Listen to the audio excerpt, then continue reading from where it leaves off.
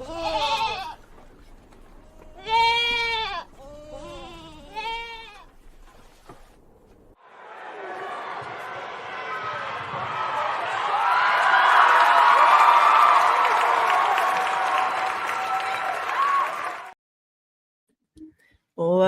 up, what up, what up? Welcome back to the Two Goat Show. We're your hosts, Mariah and Steph. Steph, happy Two Goat Thursday. How you doing?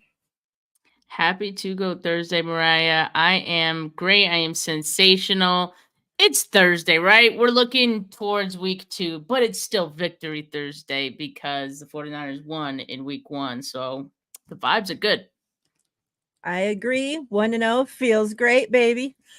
Chat, what's up? Hope everybody's doing well. Hope everybody's had a great victory week. Feels good to just be able to say that. Like, oh my God, months and months and months we've gone without being able to celebrate a victory, anything. And feels good. The 49ers showed up, took care of business, sent those Jets flying home sad. And so, yeah, it felt amazing. You were at the game, Steph. Talk to me. How were the vibes? How were the faithful? How was it to be back in Levi's, back with the 49ers and finishing with the dub on top of it all? Yeah, the vibes were definitely on fire. They were electric, people just excited as me and you have been about this season. And I think the 49ers started the season off on the right foot that got the people cheering, right? Like, I think what we saw from the defense, I'm sure we'll get to them, Mariah, but like on both sides of the ball, I think we're pretty pleased with what we saw from the team. So that just kind of built on everyone's emotions. And then also, like, the halftime thing with Frank Gore getting added to the 49ers Hall of Fame, that helped. And then also, seeing what they did with Ricky Pearsall and bringing the sergeant in, honoring her as a hero of the week. Like, it was awesome. So kudos to the 49ers for putting all that together.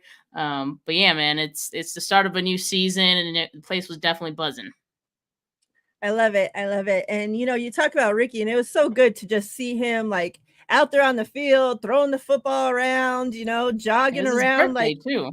Yeah, you would have never, like, if I didn't know anything, I would have never guessed in a million years that he just went through the week that he went through, right? Like, right. And he's just out there like nothing, still telling everybody like he was ready to suit up, if he was able. So, yeah, it was good to see him in good spirits. I saw, his dad had a moment with the sergeant as well.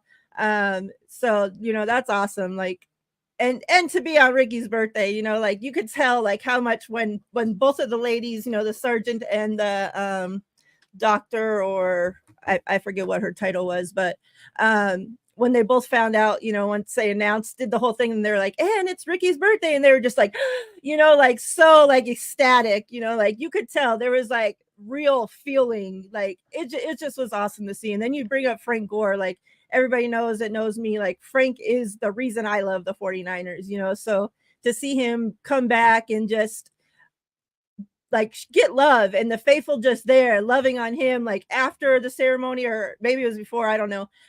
Like there's videos going around, I think Brad had posted of him up in one of the sections, like with the faithful up there, and like just to see him getting like the love that he deserves. And and like the ceremony when they're like, he's sitting there talking and he's like, and I was a dog, and I'm just like cracking up. Like I had tears rolling down my face and cracking up at the same time, like it was awesome. And then the 49ers obviously taking care of business with the win.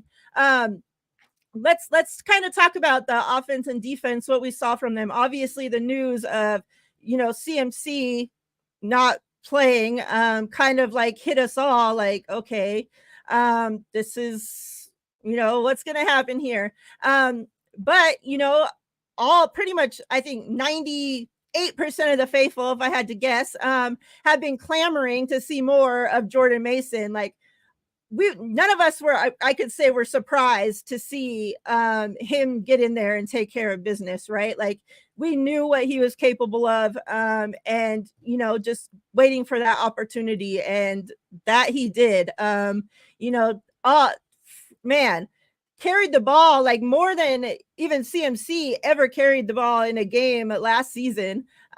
So like this win, a lot of it I put on Jordan Mason's shoulders, back, whatever, arms, legs. And then I think the Brandon Ayuk, obviously, when he dropped that touchdown in the end zone, I just felt sick to my stomach because I just knew what was like. I didn't even want to look at social media because I already knew what it was going to be like, right? And we heard from Brandon, he was scared to even watch the tape himself. So, good things I think from both the offense and the defense. Obviously, week one, so there are things to clean up, right? But I was very surprised for the team overall to look as good as they did, just being week one. Kind of talk to me. Some things that stood out from you from the offense, from the defense. Nick Sorensen, how did you feel he called the defense? Get into it. How'd you feel? Yeah, I don't want to say I was like surprised, I guess. We'll talk about it, right? But I was expecting a low scoring game. So I was expecting this to be more of a defensive game for both teams. And then I guess I was surprised that the offense scored as many points as they did, thanks to largely part of Jake Moody. Yeah. But no, I mean they were getting drives, right? Like they were marching down the field in order to get in position for those field goals to begin with. So yeah, they had the 8 straight scoring drives in this game. And I think even watching that, still, like, you knew that this team still has some little things to perfect. Like it wasn't their best performance, right? So they put up 32 points and it wasn't even their best performance. They didn't have Christian McCaffrey on the defensive side. They didn't have Greenlaw. They don't have Ufanga, right? So it really is an embarrassment of riches that the 49ers have that allows them to still be competitive and still make other teams look silly. Just because that's how good the 49ers are and how much better they are than most teams in the NFL right now. So I think that was a great reminder to me and to myself, all fans. Like I think we needed that, right? Just to kind of know, like, okay, this team isn't going to suffer from any like hangover, Super Bowl hangover, right? Like Right. I think that's out the window at this point. I think clearly, like, they're made of the right stuff, where even the distractions from this off season, like the Brandon Ayuk, the Trent Williams thing that really came down to the wire, like didn't impact them. Like there was just a lot that happened that I think they're ready to play football. Like that's what it looked like to me. And they look ready to get back to the Super Bowl, right? Like they Mhm. look like one of the best teams in the NFL still. So I think that's encouraging. And I think there were a couple things too that gave me encouraged me to feel like they could be better than they were last year. Like they might be better than they were last year. Like defensive line, for example, the run defense. I was pleased by what I saw from the run defense. I think Nick Sorensen as well did a great job calling this game. I kind of been saying, like, I think he had a test early on, right? Because Aaron Rodgers was looking for Garrett Wilson on like every drop back. He converted 3 third downs with him on a single drive. That could have been a problem, you know. Mhm.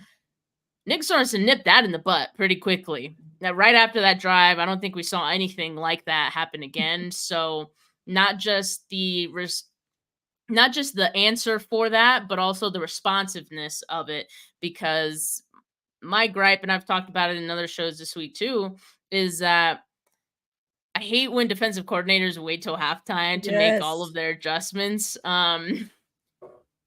I don't Steve think it Wilkes. needs to be that way. Some I understand, like some big sweeping changes, like you kind of have to have everyone like, ready and have the game plan in the halftime, I guess. But I think if there's small tweaks you can make, even just going up to a couple players and being like, "Hey, like you could do this different." I don't know. I'm just Mhm. speculating, right? But like, I feel like it's not always something so drastic, so big that you need to wait till halftime.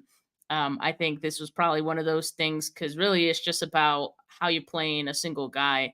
Um, in that case, I felt like Sorensen had the answer. And then, the DBs looked pretty good. They didn't even throw to Mooney Ward's side, Crazy. It just, I was very encouraged, very, very encouraged by the defense. I think it's typical for the offense to come out a little slower, in week one. But not so much that I'm like worried about the offense. Like again, they put up 32 points. Jordan Mason looked great in this game. So yeah, I feel really good. I feel good about this team. I feel good about the depth as well, because as I mentioned, the injuries in this game, you had guys like Brandon Ayuk, for example, was in and out of the game just with the conditioning stuff, wanting to rotate him. You had Chris Conley in there. Juwan Jennings stepped up, right? He was the leading receiver in this game. We already talked about Jordan Mason stepping up.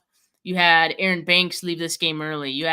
So then Spencer Burford played on the left side and he stepped up. He looked good on the left side, Yeah. right? So Dominic Pooney looked good. So this offensive line may actually be better than it was last season, right? There's a lot. There's a lot to be very much encouraged by. And so yeah, that was kind of my main takeaway of it. What Trent, like it was a big question, like how they were going to handle that situation, because we don't, it's very rare. Like we do see the 49ers rotate offensive line guys, like we've seen them do that in the past, but never a Trent Williams, right? So it was like, okay, are they going to have him play all the snaps? Like, how are they going to handle this? Trent, like he played most of the game. He left shortly for an IV is what he said. And came back and got back into the game. How do you think that Trent Williams, did overall? And kind of talk to me what you saw from Brandon Ayuk. I thought Trent did a great job, and yeah, they didn't really have to sub him out. I don't even think he missed that many snaps, if at all, Mm-mm. because when he did leave to get an IV, it was like towards the end of the game, and I think by then, like some of the starters were getting pulled. So yeah, I think he did a great job. Like no pressures allowed. He looked way better than I thought he was going to, Mm-hmm. and that's also considering the fact that the Jets defense, their edge rushers, what I respect them, right? So Quentin Williams, all that. So I think given that, he looked like himself, which is a huge sign of encouragement for him that he's going to be the same dude. As far as Brandon Ayuk goes, I was a little disappointed. I was expecting to be disappointed by Brandon Ayuk in this game.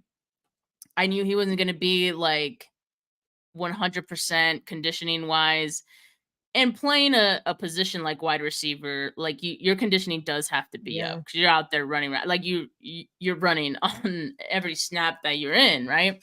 So I was more concerned for him. And yeah, I was pretty disappointed when he dropped that touchdown, because it could not have been thrown better by Brock Purdy. It was on the spot, and Ayuk had it. Like it was right there. Beautiful. It Oh. was just right in between his arms. So yeah, that I didn't like. You could imagine, the fan reaction at the stadium too. But that comes with the territory. It's like, hey Mm-hmm. man, you made this to his account, like by his own account, he made things more difficult than Yeah. he probably needed to. He asked for X amount of money, he got that amount of money. Okay, now we expect you to perform like you deserved that amount of money. And so yeah, it was a little disappointing, right? But I'm not gonna overreact either, because like I said, that's exactly what I expected for Mm-hmm. a guy who showed up literally just the week prior. So um yeah, I'm just hoping as the season progresses, he can get his conditioning up, and hopefully as soon as this week. I know it's a short week, but um the team might not have Jawan Jennings, dealing with the ankle. I guess we'll get an update soon from him. But yeah, I would like to see Brendan Ayuk step up in the coming weeks. Yeah, I agree. You're drafted in the first rounds. You want you wanted to be paid like a top wide receiver in this league. And, everybody knows that's my favorite player, on the offensive side of the ball. And so, yeah, of course, I'm not going to get on social media and bash the guy. I know what kind of off season he had. And like you said, I was expecting something like this to happen. We seen something like this happen last year, and there was no excuse for it. And it was in the middle of the season. It wasn't even game one, So, like, True. hopefully this is his one let down of the season and he got it out of the way early and we don't have to deal with that again. And, obviously he knows, right? Like, you could tell by, his press conference or his whatever questioning in the locker room that he knows, right? He's aware, and like, you got to be better. Like, simple as that. There's nothing more you can say. You have to be better. You're expected to be better. You're the number one wide receiver on this team. You're paid like it. You have to be better. Point blank, simple as that. Let's kind of talk about CMC. So they talked to him. Well, let's go back at the beginning of the week. Well, probably Tuesday, maybe the beginning of Wednesday. Rumors started coming out that the 49ers were talking about possibly putting CMC on the IR, which means, he would miss at least 4 games. Then when Kyle was questioned about that, he said, no, like, we're not putting him on the IR. He almost played last week. Why would we keep him out another 4 games, right? Like, when he almost just played. He said if it would have been a playoff game, that CMC probably would have played. So CMC was asked. CMC said he takes the mindset that he's always going to play. He said he was pissed that he was mad that he didn't play week 1. He wanted to play, he said, and he's preparing this week like he is playing. He was asked about the turf. Now, the 49ers are playing on turf weeks 2 and 3. And CMC said, if I'm good enough to play on grass, I'm good enough to play on turf. If I'm good enough to play on turf, I'm good enough to play on grass. If you're good enough to go, you're good enough to go. So how are you feeling about the CMC situation? Do you think he plays this week? Do you think the 49ers should hold him out? I think, it makes it easier to do after seeing, the performance Mason had week 1. But kind of talk to us where you at with the CMC situation.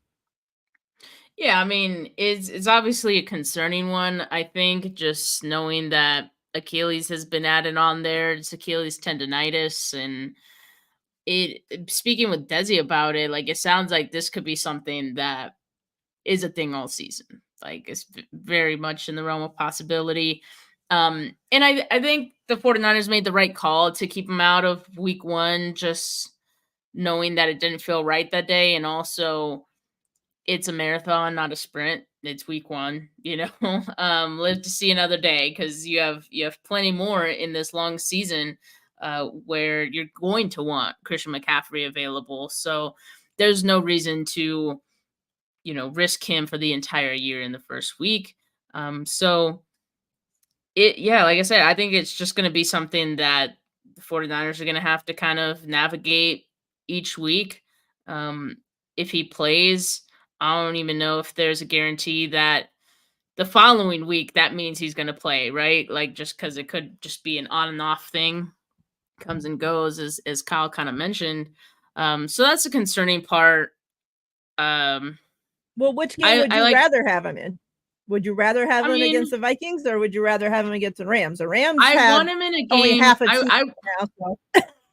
I want him in any game where he feels right, and Yeah. if something doesn't feel right, I don't want him there. It doesn't Right. matter, like, which game it is. So we'll see. We'll see. I like Christian McCaffrey's attitude that he's mentally preparing himself to play, because I agree with him. Like, I think if you're on the fence and thinking you might not Mhm. play throughout the week, like, what does that do mentally for when you do actually have to play on Sunday? Like, Yeah. have you really prepared yourself to be able to go out to the best of your abilities? So I like that. And of course, someone like Christian McCaffrey would have that kind of mindset. Yeah. So we'll see if that actually means he's going to play, but I'm not too encouraged. Or I guess, like, I'm not expecting him to play. right now, just because I truly do not know. And then I also want to remind people that Kyle Shanahan in training camp said if it was a regular season, he'd probably if it was a regular season game, he'd probably play. Now we're in the Mhm. regular season. It's Yeah. like if it was a playoff game, he'd play. Well, okay.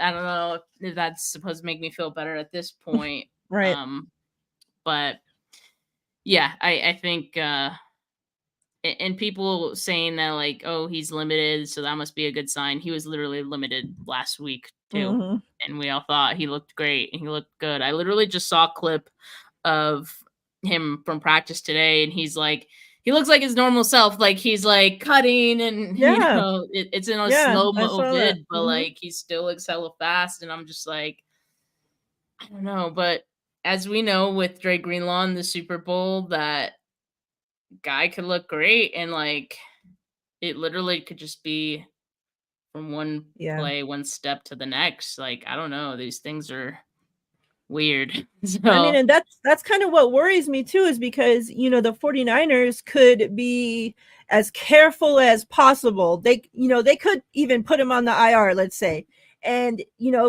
baby him back so that they make sure, okay, everything's good, keep him out, 5, 6 weeks, he comes back and pulls and it tears then. Like, it could happen no matter how careful they are. Or it could not happen at all. So it's like such a scary thing anytime it's dealing with that Achilles. And it's like so many times we've seen once a player, not even just on the 49ers, I'm talking about, overall in the NFL, once a player gets, that Achilles added to the injury report, it's like, seems like it's just a matter of time. And it that makes feels, me sick to my yeah, stomach. it feels almost like a sentencing. I don't want to say death sentence because it's not death, but like it feels like a sentencing of you are going to, rupture your Achilles. No, I mean, I think we've come to think that because of what happened to Drake Greenlaw, but Yeah.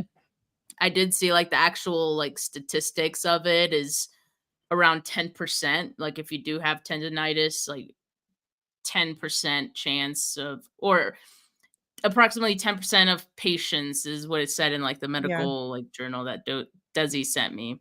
Approximately 10% of patients who sustained an Achilles tendon rupture had pre-existing tendon problems. And then tendon rupture occurs in 8.3% of competitive athletes. So it's a small percentage. But yeah, I think because of what happened with Drake Greenlaw, we're just like super Yeah. scared about it. Um, Couple other, injuries, guys that returned today.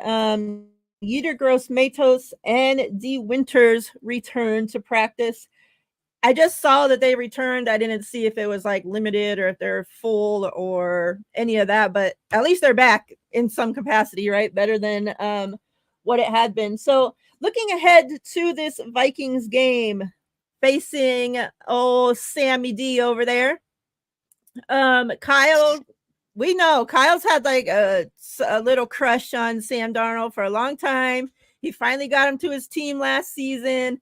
And he's up there in his press conference today talking him up like he's the greatest guy ever. It's just like, oh my God, I don't know what Kyle sees in these mid freaking quarterbacks, I swear. But um, hey, Sam Darnold week 1 and the Vikings played the Giants and kicked their ass, right? So was it because the Giants are just ass? Was it because the Vikings are that good? Was it a mixture of both?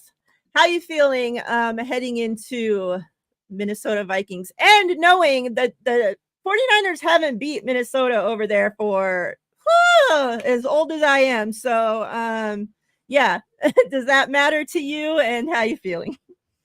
I kind of think it definitely matters because it's been since 1992. That's a really really long time to not be able to beat someone in that stadium, right? Like, It's crazy. so I don't know. It makes me feel like there's some weird juju going on there, and especially because you look at last season's game against the Vikings, and it's like they should have 49ers should have won that game. Like when you compare both teams. Um, Wasn't yeah, that as far dogs? as Yeah, I was wait, was Dobbs? No, it I was think. Cousins still. Oh, it was. Oh, okay. Yeah, it was But no, Cousins still, JJ. but they didn't have Justin Jefferson. Yeah. Yeah. Um yeah, so it's weird. I am expecting the 49ers to win. I am expecting that the Vikings looking as good as they did was a product of them playing the Giants, who look like they could very well be one of the worst teams in the NFL, if not the worst. No, actually, Panthers are definitely the worst. Oh, Um, yeah, they're terrible. yeah, it's so obviously they're going to have some confidence going into this game, so you don't want to feed into that if you're the 49ers. And I think what like Nick Bosa said is true. Like we can't they can't take the Vikings lightly because they're playing better or they looked better in week 1, right? So you got to the 49ers can't look at it as, oh, they played the Giants. That's why they look good. You got to respect them as an opponent. If they do that, I think the 49ers could win this game. I mean, we know on paper the 49ers should beat like 31 other teams in the NFL or 30 other teams in the NFL. But yeah, and yeah, Invader 49er says Cousins had the game of his life. He really did in that Yeah. game. And that's what pisses me off. Like, I feel like Kirk Cousins always had really good games against the Niners. Um, so I we'll feel see like what he did Sam that on Darnold purpose does. for Kyle.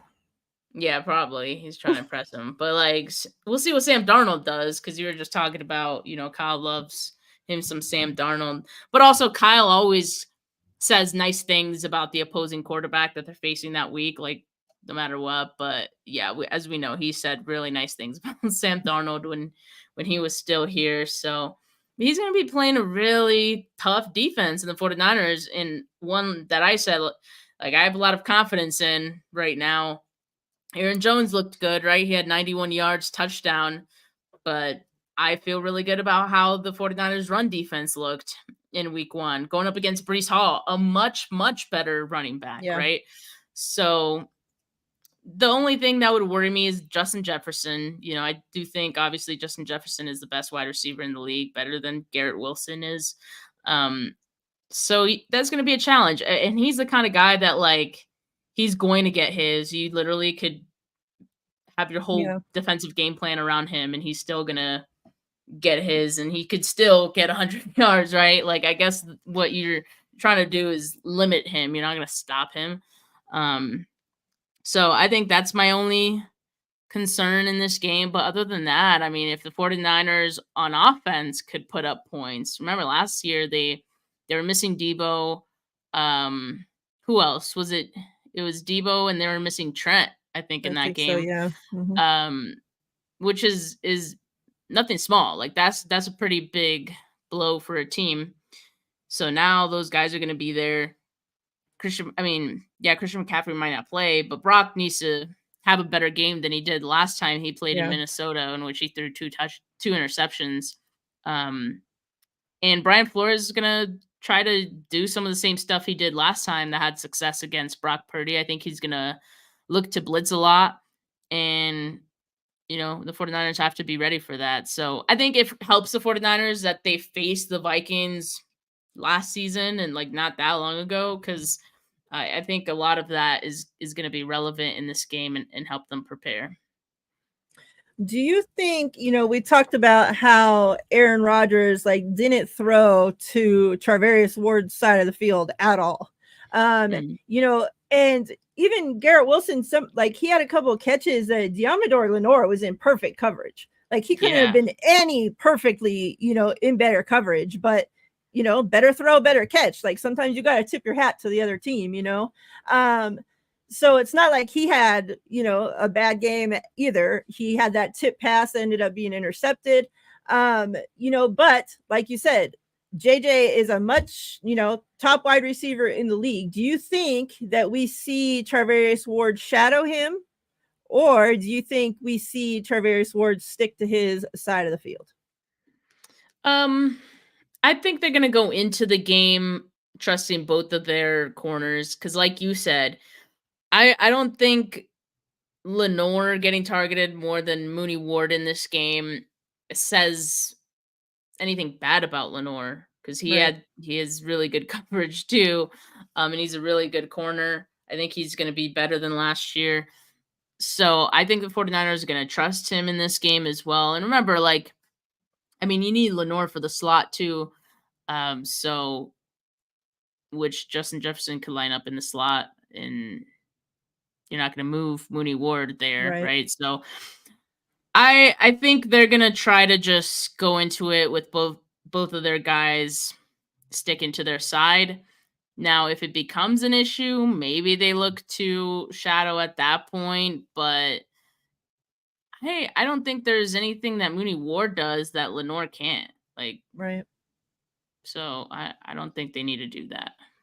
Yeah, and you talk about, like, just because Aaron, obviously didn't target Charvarius's side, like, doesn't say, anything bad about Lenore. Like, Charvarius Ward's like the more well-known name, right? Like, even all week leading up to this game, like in Jets Spaces, we had a Jets fan on the show with me and Ty, like all of them. Oh, like the 49ers secondary sucks. Like, who are those guys? We don't know who they are. Like, they got Charvarius Ward and guys, and it's just like, okay, like, you guys remember that it's just Charvarius Ward and a bunch of guys, right? Like, nobody wanted to give Diamador Lenore any respect, like, leading up to this game. Like, they acted like they had never heard his name a day in their freaking lives. And it's just like, okay, like, we're going to see, like, you guys are going to know his name after this game. And, so it's like, even Aaron Rodgers, like, you're not, like, if you have to pick, okay, which one am I going to throw to? Of course, it's not going to be Charvarius Ward. You've seen what he could do in this league much, like, he's a Pro Bowl corner, like, but like I said, leading into Jets week, leading into the Vikings week, Vikings fans, if you guys do not know Diamador Lenore, you will know his name after this game. So go ahead and test him, because he'll lock your ass up too. And I'm more comfortable having Lenore get turnovers at this point. So go ahead, Yeah. keep testing him, because those balls, he's going to start coming down with those himself. And so look, talking about Lenore, obviously that's one of the players on defense that I'm looking to shine in this game. Fred Warner, it's felt so awesome. Like, during the Jets game, there was a point where I looked on social media, and even the ops, like Eagles players, players from all different teams, players that had played in the league previously that are now retired, like everybody giving Fred Warner his shine. Like, so he's another one I'm expecting, like, obviously we don't have Dre Greenlaw. We know that, the other linebackers, they played pretty well this first week, but I think Fred Warner, I'm expecting him to get his hands on a ball. Sam Darnold, Kyle can sit there and talk his ass up all he wants. We know Sam Darnold sees ghosts. You get pressure on him, and he's going to start fumbling back there, making mistakes, turning into Jimmy G. And that's not Aaron Rodgers at all, right? So I feel like this D-line, a week under their belts playing together, and I love this D-line. You got rid of AA. People are wondering, oh, how's this D-line going to do without Eric Armstead? I think they look much better. You got those big, wider bodies there in the middle instead of his tall, skinny ass up in there. Like, the run, I felt much better about this D-line. So yeah, I'm looking for this D-line to cause ruckus in this game. Get all over Sammy D. Get ghosts out there all over the field and let him start throwing picks everywhere. So standouts, talk to me. Who do you think stands out on the offensive side of the ball and the defensive side of the ball in this game? Like, predicting for week 2? Yep. I think Debo could have a game. Just, I haven't really dived into this game quite yet because I do my preview tomorrow, but I know that the Vikings defense historically has run a lot of zone under Brian Flores. So I'm expecting that that'll continue, and that's where Debo Samuel tends to eat, right? So it'll be a little different because you don't have the threat of Christian McCaffrey, but I think people should respect the threat of Jordan Mason. And if they do, that will open up some stuff for Debo in this game. You saw Debo get used a lot as a running back in week 1. I think they maybe move off that a little bit and just have him be more of the receiver, because I think the Vikings are going to go into it thinking that he's going to be used more as a running back, use that against them, right? And have him go off for some yak in this game. So I'm thinking Debo on offense. And let's see, on defense, yeah, could be Lenore, could be Fred again, like either one of those guys. How about Leonard Floyd? I'm gonna say Leonard Floyd, 2 touchdowns. I mean touchdowns, 2 oh my god, 2 sacks. Sorry. Get it together, Steph. Come on. Yeah, I'm like, jeez. Yeah, Leonard Floyd, like I was very happy with what I saw from him. Like even the first play of the game, like he's already, like causing ruckus, and like so even fast. Bosa talked about how playing next to Collins, like he said, like I'm going to enjoy rushing next to him, and then talked about Floyd opposite side as well. And like that Floyd, that speed, that man, that we've been missing that, fast. Right? Like I can't wait to see what this D line can be this season. And to your point, Mariah, about like we got to get pressure on Sam Darnold. I saw that in week 1, Sam Darnold's time to throw was like 2.97, I believe. So it was one of the it was on the slower end, right? Mm-hmm. He's not going to be able to get away with that with this 49ers defensive line. Like, I hope he knows that. Because if they're not trying to scheme some quick throws for Sam Darnold, he's going to be in a world of hurt against this 49ers defense, especially they got the speed rush guy now with Leonard Floyd. And even Bosa was actually getting in the backfield pretty quick. It just so happened that Rodgers was getting the ball out quicker on those. But yeah, I think they could get pressure on Darnold pretty fast in this game. What's that, TL? So score predictions. Let me get out my book so we can all see how bad Steph did last week. I got my book. I got my notepad too. So Steph had predicted 10-7 last week. Okay. That was a score differential of 34, minus 34 you're at right now, Steph. Me, on the other hand, just -3. So you have a lot of ground to make up here. Damn. So, okay, you're like, so for the season, you're keeping track of point differential? Yep, I am. Damn. Okay, you're right. I got a lot of, you got a lot of some ground to make up, okay? Because, just to remind everybody, I had predicted 31-17. It was 32-19. Yep. Okay. 3 That's points. Really close. All right. Really so week 2, since TL's here, TL already predicted 35-7 49ers. He has no 35-7. Wow. In that old Sammy D over there. Okay. Me, I think this week I'm going to go with 33-13. Okay. What you got, Steph? That's ambitious. I'm going 23-13. I'm going 23-13. I still think like this goes back to the 49ers having some very weird games in Minnesota, why I kept the score pretty low, because I looked back at some of their some of their past games there, and a lot of them were like 2017, 22-17, 2020. Like, I don't know. There was a lot of kind of like low scoring kind of. So I went 23, and I think that's a fine number. I think to an extent, I think not having Christian McCaffrey will maybe catch up to them a little bit in this game. I still think Jordan Mason's going to do enough, obviously, to get them a win. He's going to look good still. But I think we'll see, the loss of Christian McCaffrey in other ways in this game. Because again, I'm not expecting him to play. He might, but I'm not. So 23-13. If he plays, like, that number would come up Yeah. a bit, but as of right now, I'm gonna stick to it. 23-13. You know, she thought we were only going to score 10 points last week with CMC, so just remember that, you guys. People started harassing me after I gave my score prediction.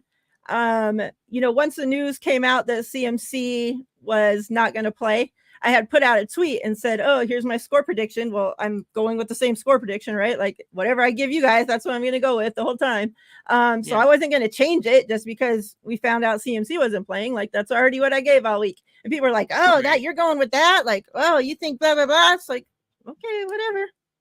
So it's okay. It's okay. I think this offense is going to look better than it did in week 1. Screw the Vikings defense, okay? And Steve Wilkes was a big reason why this team lost last time we faced the Vikings. We don't have to worry about that bum being here anymore, okay? So we have a defensive coordinator that actually seems to know what he's doing. It was just 1 week, but so far so good. It looked a lot better than what we ever saw any week with Steve Wilkes. So, like the defense actually looked like they were playing together, like as one defense. It wasn't like the front end do your thing and the back end's going to be doing their own thing back here, and nobody has any clue what anybody's doing. That's kind of what it looked like every week with Steve Wilkes. Like, are you guys playing together, or this is 2 separate teams, or what? And so much better. And like I'm expecting, that was just the first week. They hadn't even played together yet. So I'm expecting, the offense and defense to look better this week. I don't think I'm not scared of the Vikings at all. Like you said, besides Justin Jefferson, like bunch of mid, okay? Mid, all over mid. I don't like their head coach. I don't like nothing about that team. Brian Flores on defense, that's like the best part of that team that I like. Other than that, bunch of mid across the board. So the 49ers, it's time to right this thing. Like, I don't know what it is about going into Minnesota that they forget how to play football, but this week we need them to get this shit right. Like, I'm not trying to be 1-1 after 2 weeks. So the better team, we're both going into this game 1-0. So the better team needs to come out. Whatever they got to do, I don't care.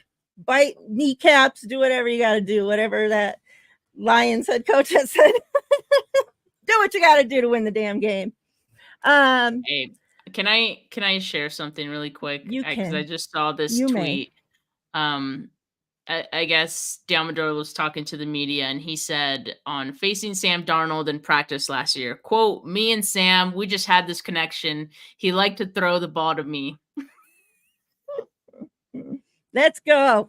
I'm like, man, this guy is he's such a troll, but like he's like a tasteful troll. Like he trolls very tastefully, and that one was really funny to me. I love it.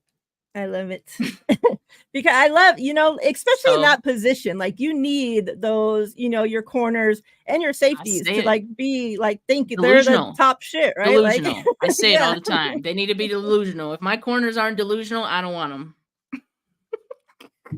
And we've been missing that, like we need that. Like, so I'm all for it. Steph, any closing thoughts before we get out of here? Any other shows? No. What you got?